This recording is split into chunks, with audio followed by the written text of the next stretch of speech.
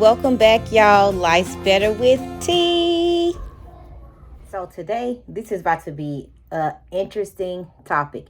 So this is something that I actually can sit and talk about now because it has took me through my healing stage, and I am healed and I can talk about it now, and I am okay to where it's not hurting me as a person. So today I am talking about dating someone who mother don't like, who basically didn't care for you. So dating someone who your in-laws did not care for you, or one moment. All right, y'all. So I'm back. So back to dating somebody who mom don't like you, mother-in-law didn't care for you, whatever the case is. Okay. So I'm gonna just try to get y'all a rundown of the story from the jump. So when I met my husband, that's another whole video of how we met. But anyways, me and my husband met. We known each other since 2012. We got married in 2016. Right before we got married, I was in that stage of getting to know my new family, which was my in-laws. They really wasn't my in-laws yet because we were just dating. He was just my boyfriend at the time. And we did have my daughter in 2015. We got married in 2016. But like right after we had her, I just really feel like my mother-in-law was just doing too much.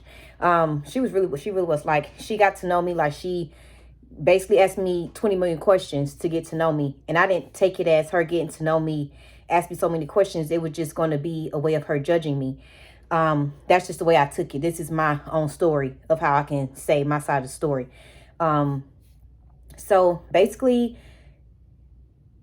I had to have a breather. See, I'm a goofy, silly person. So, I mean, a lot of people can't take that. So, basically, with her, she basically got to know me. I felt like an outsider. Like, I really didn't feel like I belonged, to be honest. Like, that's how she made me feel. Like, I really didn't belong. Like, and I like people to get to know other people for themselves so they can exactly know how this person is. But, I mean, it never felt the people that actually did get to know her. So, off that, I'm not here to bash her. She is my husband's mom, and I thank her so much for, having him, because he's the best thing in my life right now. So, basically, I got to know her. To be honest, like, this is how I saw it as me growing up until when I finally hit my breaking point to say, hey, time out. This is it. Like, you about to get me, like me for me. Like, you're not about to get this me that I'm trying to portray to be for you. So it was basically like, if you want to be with him, okay, if I want to be with him, whatever. She got to know me, asked me 20 million questions. Something happened to where, because anybody that know me, yes, I used to twerk. I used to make twerk videos. So, something happened to, I think his dad, some guy that worked with his dad, knew me and my sisters and my friends, whatever, because we used to make twerk videos. So, I mean, our videos was actually popping. But the dudes knew who we was. So when he found, I guess his dad must have showed a picture of me and my boyfriend at the time, that we were, like, pictures of us or whatever, saying this his girlfriend, whatever like that. And the dude was like, I know her, like, this her right here. They showed him the video. So he went back and showed her. So they gave me this little rundown question of, if I want to be with him, I need to not do the stuff I'm doing. Basically, like, I was not twerking for money. Like, I was just doing it for fun because I like to dance. But I couldn't do the stuff I was doing. I couldn't dress how I wanted to dress. I mean, I was real skinny. Yes, I used to wear booty shorts, crop tops. I mean, I feel like I had a nice body. And on top of that, like, nobody don't own me at this point. Like, what? Okay. So, anyways, I had to dress a certain way. I couldn't act how I want to act. I basically couldn't be myself. So I call it Barbie doll. Like, she wanted to Barbie doll me into who she wanted her husband, wife to be. And to be honest, no lie, me, the person I was, like, I'm always so nice to people. That's just how I always been. Like, that's my personality. And I basically fell for it. And I let her basically Barbie doll me. And I was wearing what she wanted me to wear. She was taking me shopping, wearing what she wanted me to wear, my hair, how she wanted me to wear. Like, she was basically telling me, oh, this will look nice on you, or you should do this, or you should do that. And I'm just doing it because I'm like, okay, if I want to be with him, then let me go ahead and do this. So I was doing whatever, but then like, you know, at some point, like, this is not yourself. Like, you want to change. So I was like, okay, this ain't me. This is some years to come. So this was back in 2013, 2014, when we first was dating. So we end up moving away. We got married. It's so much in between, but I'm not about to give y'all all of that in between. It's just a lot. So this is a very long story. It would take about 3-4 videos. But so in between, we got married, moved to Texas with my daughter because we had her already. We got there, whatever, they came to visit. Everything was all good. Like, and then at that point, like, I can't keep taking the Barbie doll stuff no more. I really can't. It's over with. It's over with at this point. It's okay. Over. So I started feeling like I didn't feel like myself. So I really wanted myself back. So when they came to visit for Christmas, whatever, like, it was just a bunch of mess, whatever. We was going on having our second child, which was my son. And I was going to surprise her in a gift and be like, hey, Merry Christmas, you know, we have another baby. But his sister was like, no, tell her before she come, whatever, because you know how she is, whatever. Okay, fine. So we told her on her way coming in, like, as soon as she walked through the door, she looked at me, she was like, I need a drink. And y'all should know how that story goes. I mean, it went left. They were supposed to stay for 2 weeks. They stayed for probably 3 days. Yeah, it was that bad. So I basically called her because I'm like, okay, we family. Hey, you know, basically the whole rundown conversation is what's going on. Like, this got to work.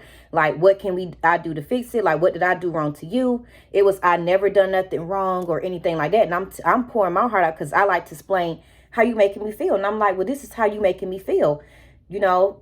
And it was basically like, she didn't care, to be honest. She was just like, well, this is me. This is who I am. You either take it, leave it, whatever. I was like, okay, cool. I told him about it. At first, to be honest, my husband really wasn't believing it. Like, he really wasn't believing me at all. So, when it came out eventually and he asked her and she told him the truth, like, he did apologize to me. And then it was so bad to where I had to cut his people off for like 2 years. And it wasn't all his people. It was just his parents. I stopped talking to them for 2 years, going on 3 years. And I mean, when I say stop talking, I mean no communication at all. It was to the point to where, I mean, I hate to say it, but I stopped it to where I didn't even want them talking to my kids. And I would try to go around to be the bigger person when we would go home, you know, for him. But it didn't work out. Like, I wasn't comfortable. Like, my body, basically, it was like a shield over me that guarded me from being, like, when they're around, to just guarded me. Like, okay, like, I shut down. My whole body shut down. And I didn't try to. It just happened. But, I mean, it was so toxic and stuff to where we had to go to counseling. Not only that we had to go to counseling, like, I felt bad that my husband felt like he had to choose between me and his mom, which I never wanted him to do that because I want him to have both of us in his life.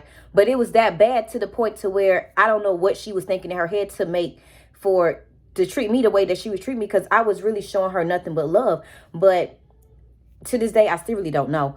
So it was so bad to where I lost myself. Like, when we moved to Missouri after we had my son, I was stressed out so bad to where I was not eating.